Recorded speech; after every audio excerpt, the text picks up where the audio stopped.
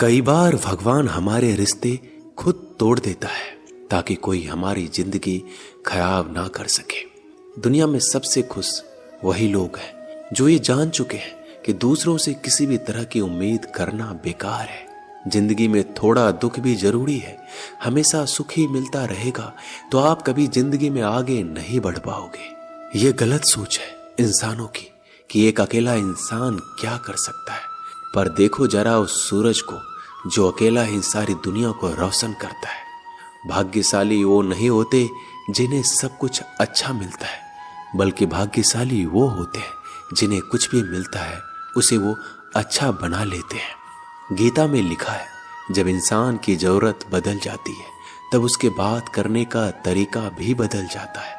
फायदा सबसे गिरी हुई चीज है, लोग उठाते ही रहते हैं। हारता वो है जो शिकायत बार बार करता है और जीतता वो है जो कोशिश 1000 बार करता है।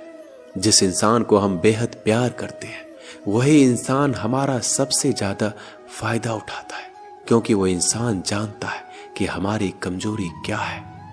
इतने समझदार बनो कि किसी को माफ कर दो, लेकिन इतने बेवकूफ मत बनो कि धोखा देने वाले पर दोबारा विश्वास कर बैठो। उम्मीद मत छोड़ना, कल का दिन आज से बेहतर होगा। जिंदगी में उस लेवल तक पहुंच जाओ कि लोग आपको खोकर पछताए। जीवन में कभी भी किसी से अपनी तुलना मत कीजिए। आप जैसे हो सर्वश्रेष्ठ हो, क्योंकि ईश्वर की हर एक रचना सर्वोत्तम होती है। खुद को किसी से कम समझना ईश्वर की रचना का अपमान है। इंसान का मन ही उसका सबसे बड़ा दुश्मन और उसका सबसे बड़ा दोस्त होता है। यदि मन आपसे जीतता है तो आपका दुश्मन बन जाता है, और यदि आप मन से जीतते हो तो आपका सच्चा दोस्त बन जाता है। यदि कोई आपको नजरअंदाज करे तो बुरा मत मानना, क्योंकि लोग अक्सर अपनी हैसियत के हिसाब से चीजों को नजरअंदाज करते हैं। उन लोगों के पीछे कभी मत भागना जिन लोगों को आपकी कोई परवाह नहीं। श्री कृष्ण कहते हैं, गलती हर इंसान से होती है, लेकिन गलतियां सुधारता वही इंसान है जो दिल का साफ होता है और रिश्तों को खोना नहीं चाहता। जिंदगी का सबसे बड़ा थप्पड़ किसी से की गई उम्मीद मारती है। कभी कभी इंसान ना टूटता है ना बिखरता है, बस हार जाता है, कभी खुद से तो कभी किस्मत से तो कभी अपनों से। हर जिंदगी में खुद को समय जरूर दें, क्योंकि पहली जरूरत आप खुद हैं। याद रखना कि जरूरत से ज्यादा अच्छे बनोगे तो जरूरत से ज्यादा इस्तेमाल किए जाओगे। रिश्ते चाहे कितने भी बुरे हो उन्हें कभी मत तोड़ना, क्योंकि गंदा पानी प्यास बुझाने के काम नहीं आता, पर आग बुझाने के काम जरूर आता है। जमाना जब भी मुश्किलों में डाल देता है तो परमात्मा हजारों रास्ते निकाल ही देता है। विश्वास करने वाले से ज्यादा बेवकूफ विश्वास को तोड़ने वाला होता है, क्योंकि वह सिर्फ एक छोटे से स्वार्थ के लिए एक अच्छे इंसान को खो देता है। भलाई करते रहो पानी की तरह, बुराई खुद ही किनारे लग जाएगी कचरे की तरह। जब कोई समझे नहीं तो उसे समझाने की जरूरत ही क्या है। जब कोई माने नहीं तो उसे बताने की जरूरत ही क्या है। सच्चे दिल से किसी जरूरतमंद की मदद करके तो देखो। अगर दिल को सुकून ना मिले तो कहना, जिसे जाना है उसे जाने दो। अगर वो आज रुक भी गया तो कल चला जाएगा।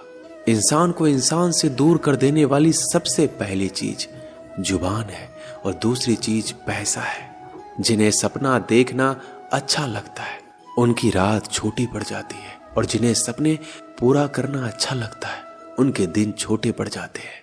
किसी की आदत देखनी है तो उसे इज्जत, और किसी की अगर फितरत देखनी है तो उसे आजादी दो। हर इंसान में कोई ना कोई प्रतिभा जरूर होती है, पर लोग अक्सर इसे दूसरे जैसा बनने में नष्ट कर देते हैं। महंगे इतने भी मत बनो कि लोग तुम्हें बुला ना सके, और सस्ते इतने भी मत बनो कि लोग तुम्हें नचाते ही रहे। खामोशियां कभी बेजुबान नहीं होती। कुछ दर्द ऐसे होते हैं जो आवाज तक छीन लेते हैं। आजकल के लोग आपकी एक गलती के पीछे आपकी सारी अच्छाइयां भूल जाते हैं। जितने लोगों को समझाते जाओगे उतना ही अकेलापन और भी अच्छा लगता जाएगा। खत्म हो जाएंगे वो भी रिश्ते जिनसे मिलकर लगता है कि ये उम्र भर साथ देंगे। श्री कृष्ण कहते हैं, अहंकार किसी भी चीज का हो सर्वनाश करके ही छोड़ता है। खाली तो हर कोई बात कर लेता है, प्यार तो तब होता है जब कोई आपसे बात करने के लिए आपका अपना सारा वक्त खाली कर दे। सब कुछ ठीक करने का इंतजार करोगे तो बैठे ही रह जाओगे।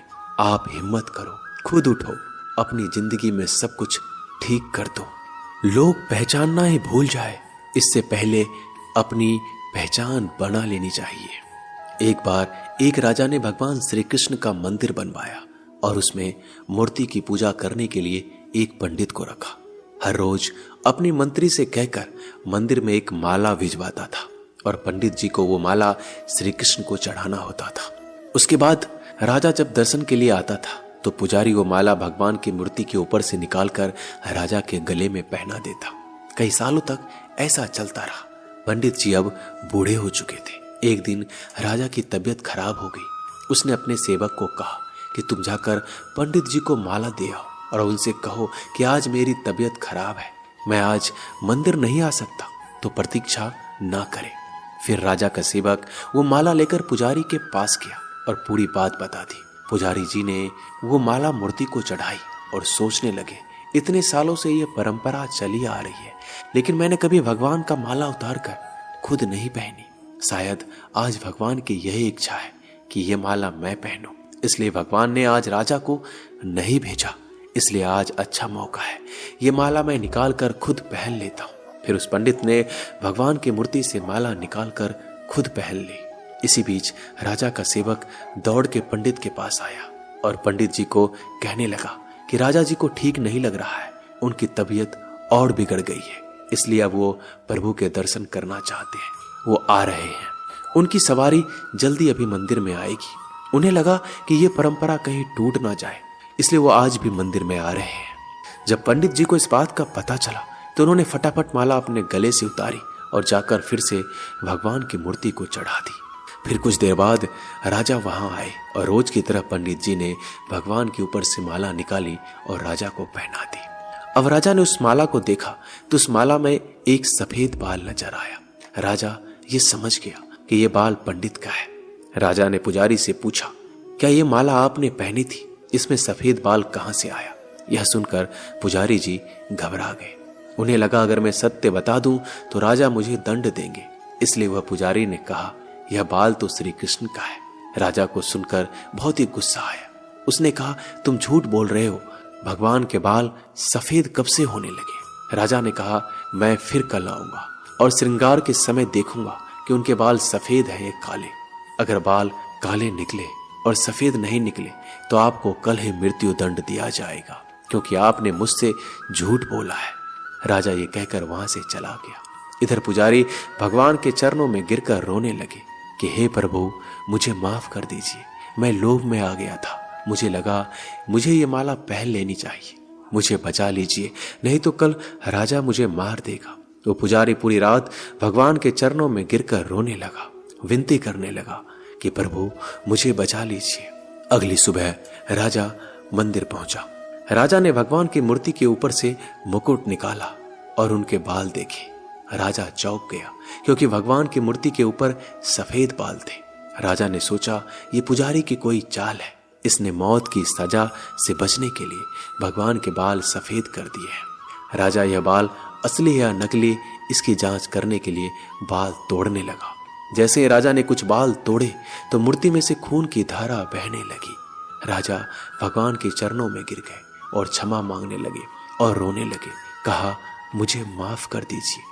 तभी मूर्ति से एक आवाज आई, राजा तूने सिर्फ मुझे मूर्ति माना, इसलिए मैं तुम्हारे लिए सिर्फ एक मूर्ति हूं।